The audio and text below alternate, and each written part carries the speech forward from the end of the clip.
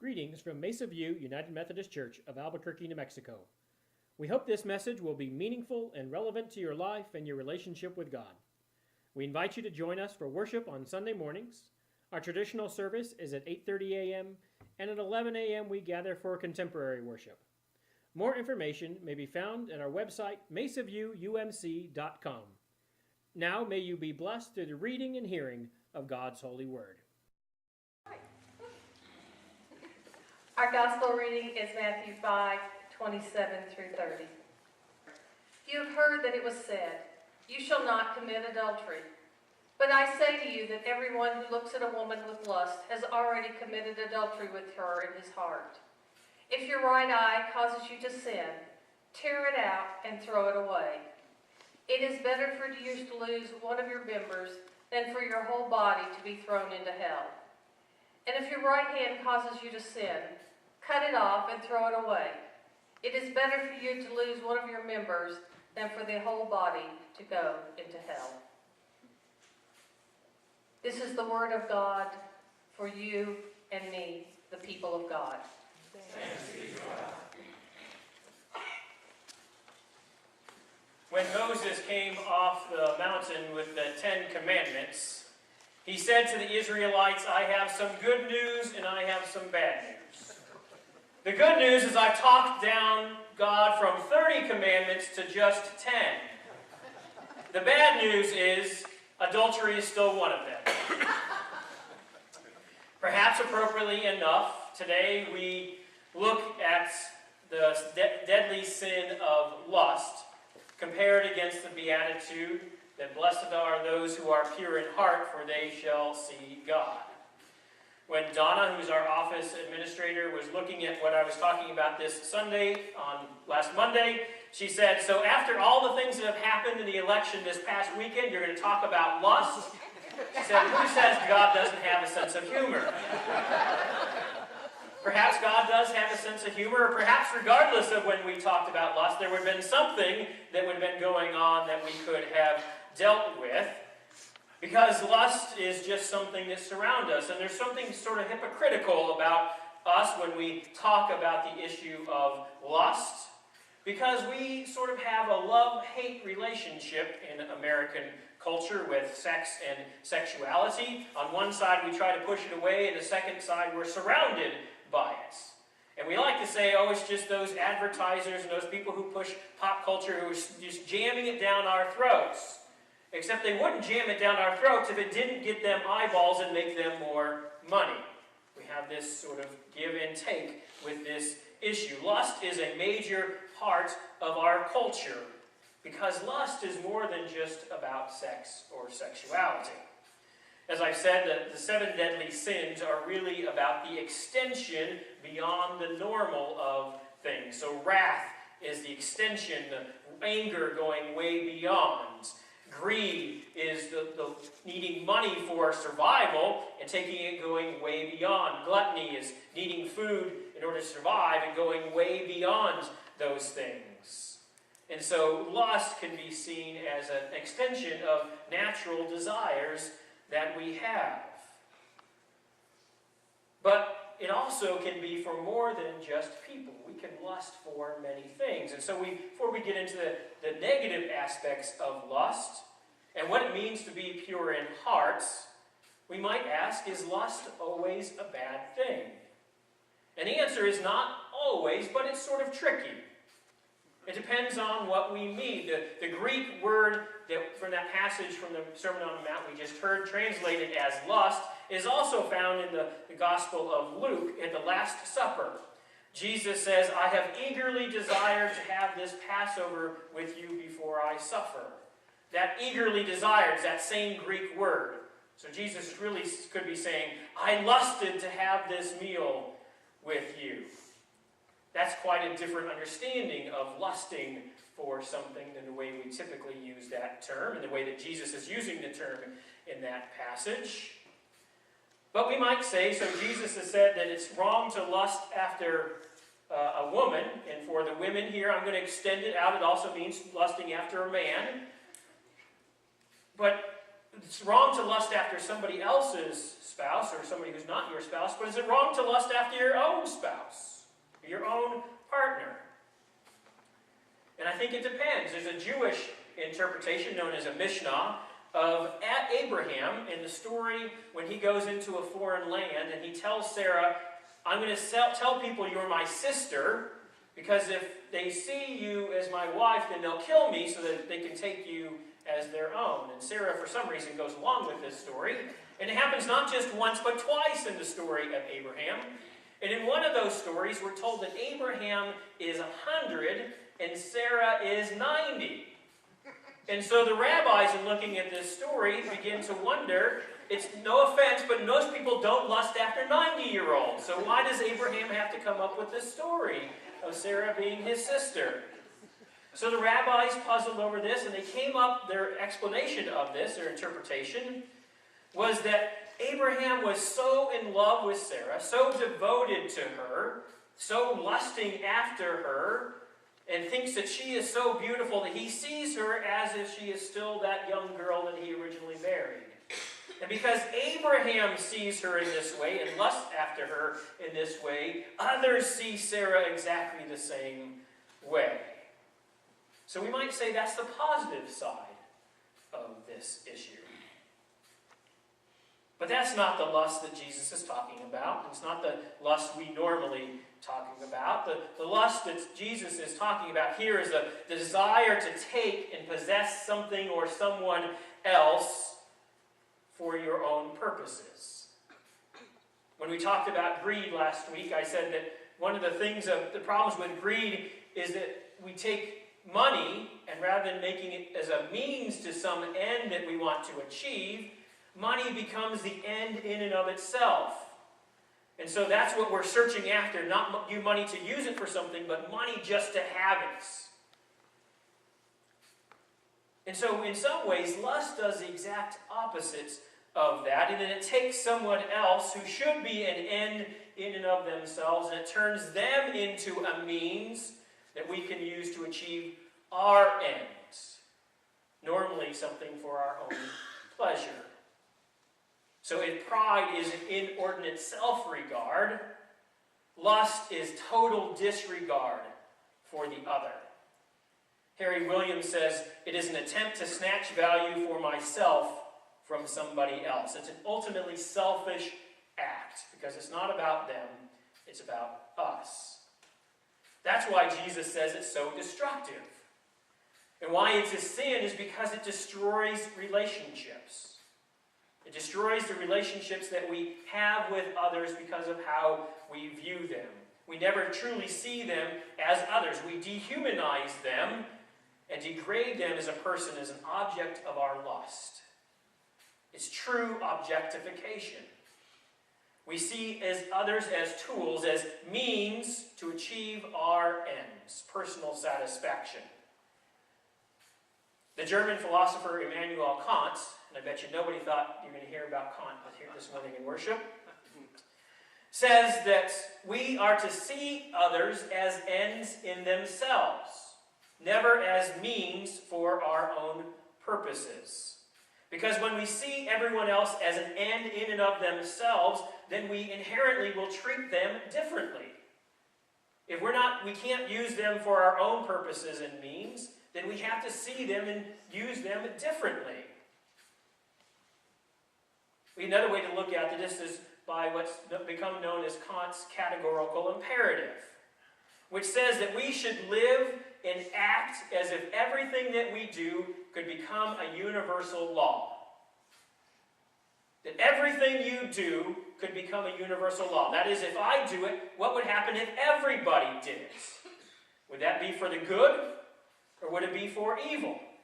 Would good things come around as a result, or bad things? So you say, I'm going to love my neighbor as myself and treat them as I want to be treated. If everybody did that, the world might be a pretty good place. But if I'm going to lie and cheat and steal, and everybody decided to lie and cheat and steal as a universal law, bad things would result. So Jesus is talking about here is this lust. What would happen if everybody was doing it? And he pushes it beyond the bounds of those who are originally hearing him, and probably beyond the bounds of what we want it to be. Because he's saying, anyone who looks at a woman with lust has already committed adultery in their hearts. Jesus is not talking about actions, but about intentions. He is saying that words and thoughts do matter. Because your thoughts become your words, and your words become your actions. There are 1,000 little yeses that lead up to the physical act of adultery. And that little yes begins, the first one, with lusting after somebody else who's not your spouse. Each of those little yeses is a transgression. And it starts with that first thought. And second, Jesus is telling us that what takes place in our heart truly reveals who we are. He is saying that there is no true locker room talk. That any such talk is inappropriate. Because it says something inwardly about who we are. To vocalize that, regardless of what it is just as bad as doing the act itself. So you can't say, which is what the Pharisees were doing, well, I'm not actually committing adultery, so I'm okay. Jesus says that's not the way it works, because the thought leads to the action eventually. The action is the symptom. Jesus wants to talk what is the cause of that. The cause relies in our initial lusting in our hearts. And those things reveal who we are. Later in Matthew, Jesus will tell the disciples that what goes into a person does not defile them. That is, what you eat doesn't defile you.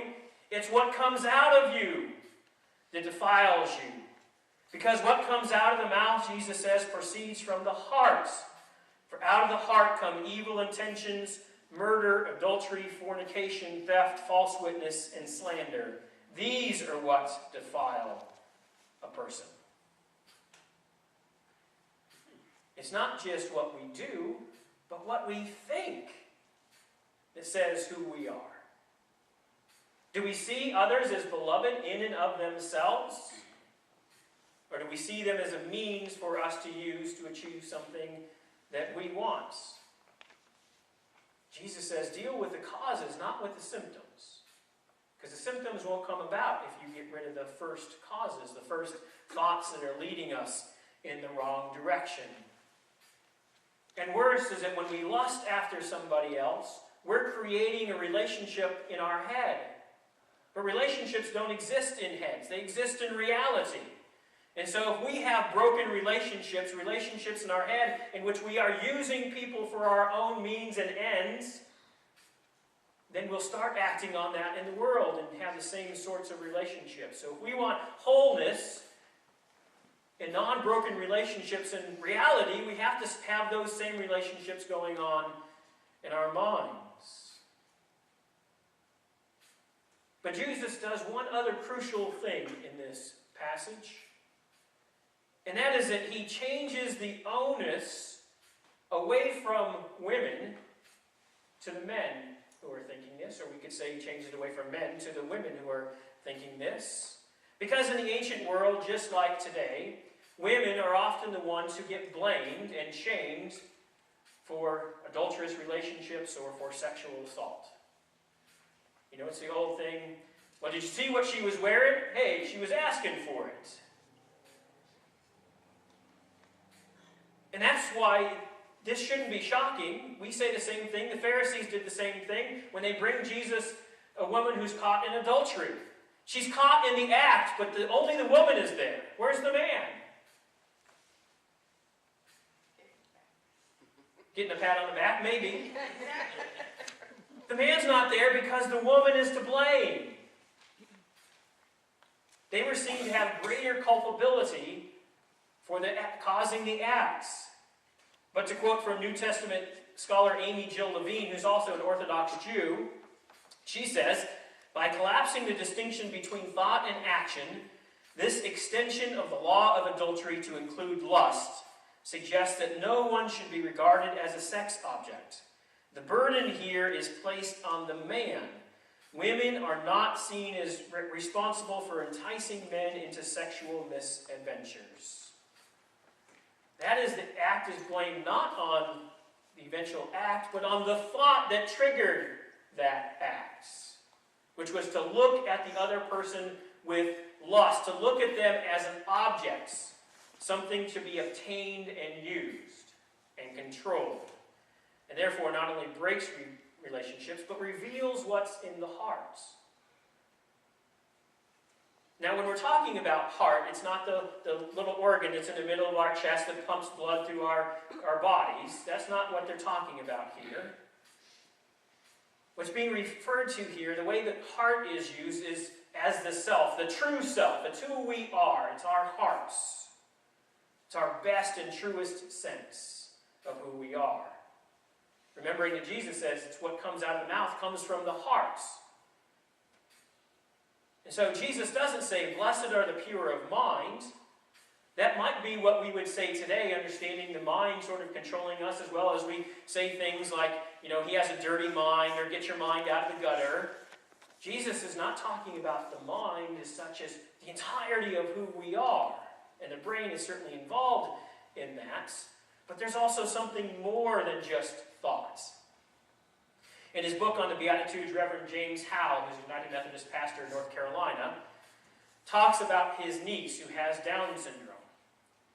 And he said that in his family, which is full of PhDs, her mind is not brilliant. But when it comes to heart, who she is, she has them all beat.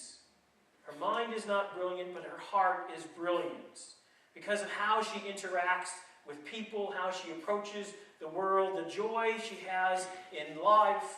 She has that innocence of a child. She's pure in heart, we would say.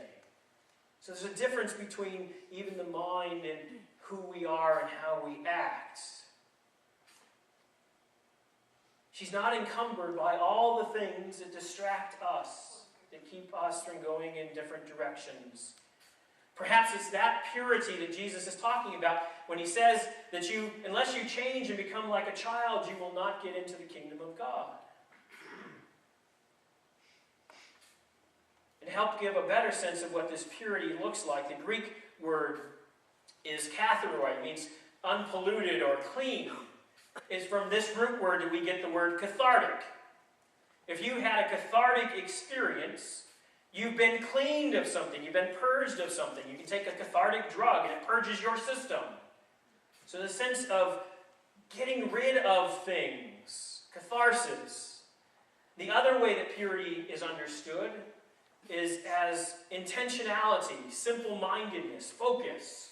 So think of a horse or a work animal that's had blinders put on their eyes, so they can't look to the side. All they can focus is on what is immediately in front of them. Single-mindedness in their activities. It's about finding that one thing. And so when Jesus goes to the house of Mary and Martha, found in the Gospel of Luke, Mary sits down at Jesus' feet and is listening to him teaching, and Martha's distracted by many things, and she basically comes into the room and tells Jesus, would you tell Mary to get off her butt and come help me do all the things that have to be done? And Jesus says, Martha, Martha, you are worried and distracted by many things. There is need of only one thing. Mary has chosen the better part, and this will not be taken from her. The theologian Soren Kierkegaard wrote a text entitled, Purity of Heart is to will one thing. Purity of heart is to will one thing. And that's relationship with God. To put on those blinders. Simple-minded focus on one thing. But it's more than just that relationship with God, because Jesus says, blessed are the pure in heart, for they will see God. They will see God because that's all they're focused on. All those distractions go away. Because you're focused on only one thing, you see more of it.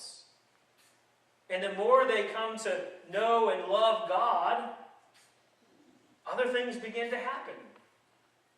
Because the more you come to know and love God, the more you're going to love your neighbor as yourself.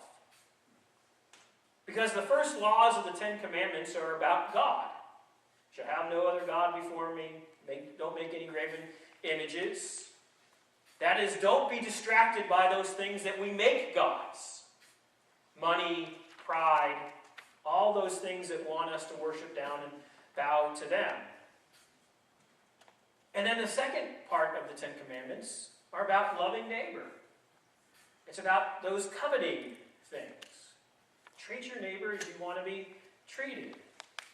We could also say they're lust things. Don't lust after your neighbor's wife or your neighbor's house or your neighbor's car. Those things lead to destruction. They also lead to breaking of relationships. There was a study done by some economists at the Federal Reserve Bank in Philadelphia, and they wanted to study lottery winners and bankruptcy rates. Not the bankruptcy of those who win the lottery, but of their neighbors. And so in Canada, the zip codes there are broken down. The average size of a zip code is 13 houses. And so they were able to take people who had won the lottery. They limited it to a cap of 150,000 because anybody who was winning more than that they thought might be actually move out of their house and move to a different neighborhood. But what they found is that people who had won under $150,000, the bankruptcy rates of their neighbors, 10 to 12 of them, went up after they won. In fact, it increased by nearly 2% for every additional $1,000 in lottery winnings. Because most of them were, some were paying off debts and doing other things that nobody would ever notice, but others were going out and they were buying cars, and they were buying boats, and they were doing home renovations or putting on additions. And so their neighbors saw this going on, and they lusted after it. That's not what the economist said, but that's what we can say was happening. And they wanted to keep up with the Joneses, but they didn't have the financial resources to back that up. And so they spent the money they didn't have and went into bankruptcy. They broke relationships. And most of them begin living in a potential hell. Because when Jesus says that we are subject to be thrown into hell here, he's not talking about the afterlife. The word there for hell is Gehenna, which is actually a physical location in Palestine. It's outside of Jerusalem, originally known as the Valley of Hinnom. In the prophets, we hear of human sacrifices being taken place in this area. At the time of Jesus, Gehenna was the town dump. And so it had a perpetual fire that was burning there all the time in this pit. And animal carcasses would be thrown in there, and occasionally human bodies would be discarded in there. So you can imagine this fire burning just outside of Jerusalem all the time, 24 hours a day. People, the poorest of the poor, who are in there trying to gather enough to be able to survive. And the stench that would be coming from this. And he's saying that if you look at people, you're treating them as if they're trash, because lust is never about long-term relationships. It's about using somebody or something and then discarding it. It ends up in that pit as well. And in our desire to keep doing that, we end up trashing our own lives. We break all those relationships. We make ourselves almost a piece of trash to be discarded, to end up in Gehenna. And so Jesus says, to emphasize the point, cut out your eye or cut off your hand that's causing you to sin. This is one of those hyperboles that Jesus is prone to emphasize his points about that, focusing on that one thing, and where destruction comes from in breaking relationships. A sin that begins not with the action, but with thinking of seeing another person and lusting after them in your hearts. Before it's even verbalized, Jesus says, the sin has been committed. Relationships don't exist in our head. They exist in reality. And so if we live broken relationships in our mind, we will live broken relationships in reality. And destructive relationships in our mind lead to destructive relationships with others. So Jesus is saying, clear those relationships out of your mind. Don't look at people as things to be used and abused, merely as objects to give us pleasure, as means to our ends. Instead, we are to see everyone as they are, as children of God, as beloved brothers and sisters, as ends in and of themselves, to treat them the way we want to be treated. And to help us do that, we're to focus on that one thing. Put on those blinders. Simple-minded focus. That's what the pure in heart looks like. Purged of all those broken relationships and focused on one thing, relationship with God. And not only will then we come to know God, but we will come to see God. Our thoughts and our words matter because they reveal who we are. The actions are symptoms of the causes that take place first in coming out of saying who we are. And our thoughts will eventually lead to words, and eventually they'll lead to actions. So take care of what's going on in our hearts and in our minds, to focus on that one thing. Because Jesus says, blessed are the pure in heart, for they won't know God, they will see God. And I know that that is so, my brothers